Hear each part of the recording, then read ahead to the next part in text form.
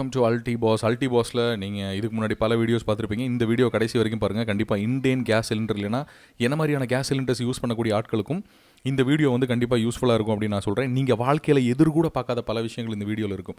என்னடா இப்படியெல்லாம் இருக்கா, ஒரு கேஸ் சிலிண்டர் சாதாரணமாக புக் பண்ணுறோம், வீட்டுக்கு வந்து டெலிவரி பண்ணுறாங்க, அந்த டெலிவரி பண்ணுறது கரெக்டாக இருக்கான்னு பார்க்குறதுலேயே இவ்வளோ விஷயங்கள் இருக்கா அப்படின்னு நானே வந்து அப்படின்னு வாயை பொழந்த ஒரு விஷயம் இது.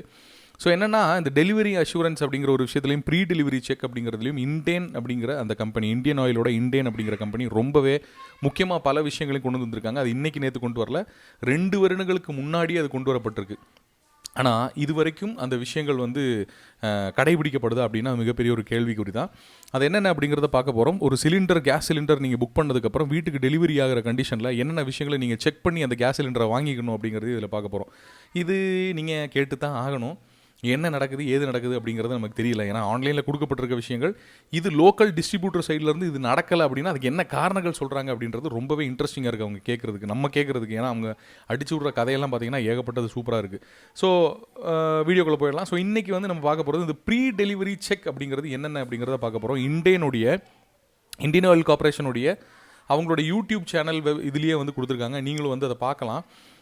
முக்கியமாக வந்து இந்த ப்ரீ டெலிவரி செக்ஸ் என்னென்ன இருக்குது அப்படின்னு பார்த்தீங்கன்னா, நீங்கள் வந்து இந்த சிலிண்டரை வாங்கும் போது, இந்த சிலிண்டரை வந்து டெலிவரிக்கு எடுக்கும்போது பார்த்தீங்கன்னா, மெயினாக வந்து அதில் எங்கேயாவது வந்து அடிபட்டிருக்கா, எங்கேயாவது இது இப்போ லீக்கேஜ் ஆகிறதுக்கு வாய்ப்புகள் இருக்கா அப்படிங்கிறத பார்க்கணும். முக்கியமாக வந்து பார்த்தீங்கன்னா, அந்த மேலே நீங்கள் இந்த அந்த கேஸ் வெளியே வர்ற போர்ஷன் இருக்கு இல்லையா, அந்த போர்ஷனை சுற்றி வந்து ஏதாவது ஒரு இடத்துல வந்து சின்ன ஏதாவது லீக்கேஜோ இல்லை அடிபட்டிருக்க மாதிரியோ வளைஞ்சோ ஏதாவது இருக்கா அப்படிங்கிறத வந்து செக் பண்ணணும் அப்படிங்கிறது வந்து அவங்க அதிலே சொல்கிறாங்க.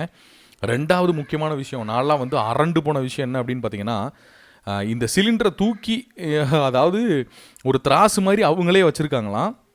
அந்த திராசில் வந்து அவங்களே நிறுத்து காட்டிட்டு போவாங்களாம், இந்த இதுதான் இருக்குன்னு. எனக்கு தெரிஞ்சு வாழ்க்கையில் எனக்கு விவரம் தெரிஞ்ச காலத்துலேருந்து பார்த்தீங்கன்னா இந்த திராசை யாருமே கொண்டு வர்றதில்லை டெலிவரிக்கு. யாருமே இந்த இடத்துல இந்த 29.9 இருக்குது அப்படிங்கிறத அந்த இடத்துல காட்டுறதும் கிடையாது.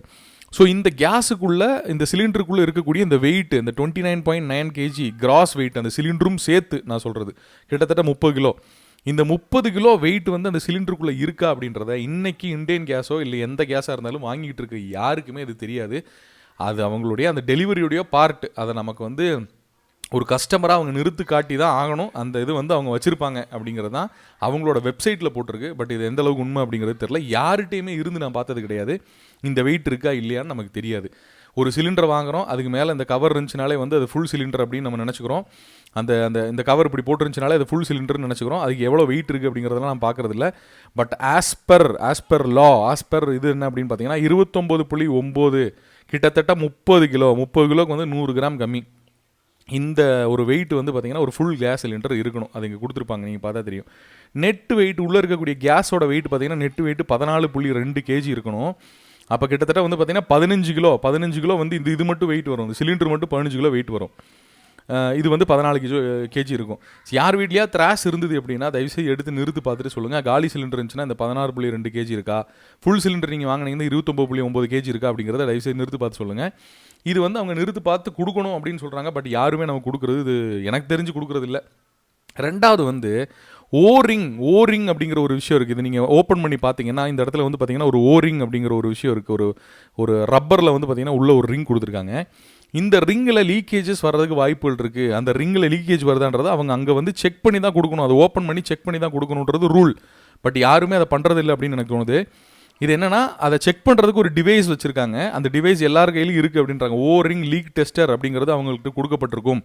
அதை அவங்க இதில் வச்சு செக் பண்ணி பார்க்கும்போது, இந்த இப்படி வச்சு அமுக்கி பார்ப்பாங்களாமா.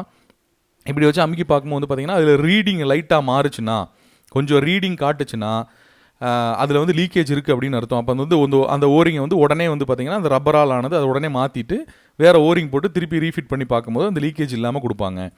இது மட்டுமே இல்லாமல் ஓரிங்க்கு பதிலாக அந்த வேல்விலேருந்து லீக்கேஜ் இருக்கும். அந்த வேல்விலேருந்தே லீக்கேஜ் இருக்குது அப்படின்னா அதை டெஸ்ட் பண்ணுறதுக்கு இன்னொரு டெஸ்டர் வச்சுருக்காங்க கையில்.